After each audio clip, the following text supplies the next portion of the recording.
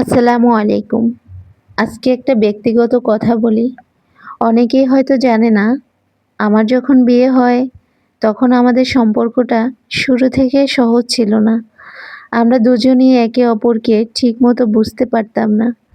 ছোট, ছোট বিষয় নিয়ে খুব ভুল বোঝাবুঝি হতো। আমার হাসব্যান্ড অফিসে যেতেন, কিন্তু কখন বেরোচ্ছে, কোথায় যাচ্ছে, কখন ফিরবেন, এসব অনেক সময় আমাকে বলতেন না। হয়তো ওনার কাছে বিষয়টা স্বাভাবিক ছিল, কিন্তু আমার কাছে খুব খারাপ লাগতো। মনে হতো আমি কি এতটাই দূরের মানুষ?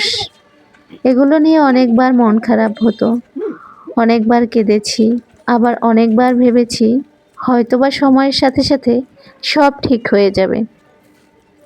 এর মধ্যে আরেকটা বিষয় ছিল, আমাদের জীবনে একজন তৃতীয় ব্যক্তি ছিল। আমি তার নাম কখনোই বলবো না।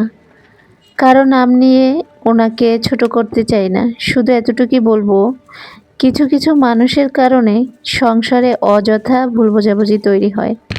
আল্লাহ তাকে হেদায়েত করুক, এটাই আমার দোয়া। কারণ কারো জন্য খারাপ চাওয়ার চেয়ে আল্লাহর কাছে তার ভালো চাওয়াটাই বেশি শান্তির। সত্যি বলতে, তখন মনে হতো আমার কথাগুলো কেউ বুঝছে না। আমি কি অনুভব করছি সেটা যেন কাউকে বোঝাতে পারছিলাম না। একা একা অনেক কিছু সহ্য করছি। কিন্তু একটা সময় বুঝলাম, সংসার মানে শুধু ভালোবাসা না, ধৈর্য লাগে, অনেক ধৈর্য। কখনো নিজের রাগ চেপে রাখতে হয়, কখনো নিজের কষ্টটা আল্লাহর কাছেই বলতে হয়। আজ পিছনে তাকিয়ে মনে হয়, জীবনের কঠিন সময়গুলো আমাকে অনেক অনেক কিছু শিখিয়েছে। মানুষকে বুঝতে শিখেছি, নিজেকে শক্ত করতে শিখেছি। তাই যদি কেউ আজকে এমন একটা সময়ের মধ্যে দিয়ে যাও, তাহলে একটা কথা বলবো, হুট করে কোনো সিদ্ধান্ত নিও না।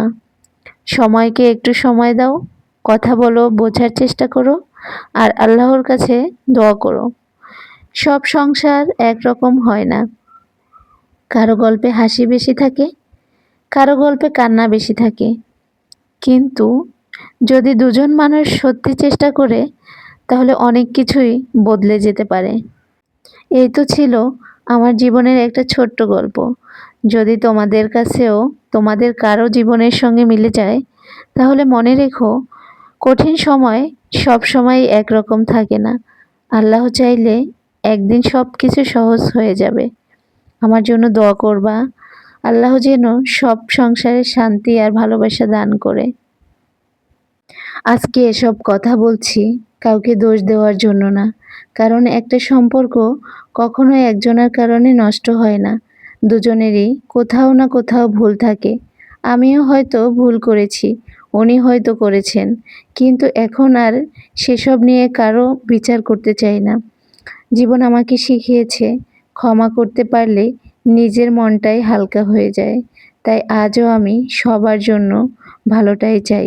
আল্লাহ যেন আমাদের সবার ভুল ক্ষমা করে দেয়, সঠিক পথে চলার মতো তৌফিক দেয়। আমিন।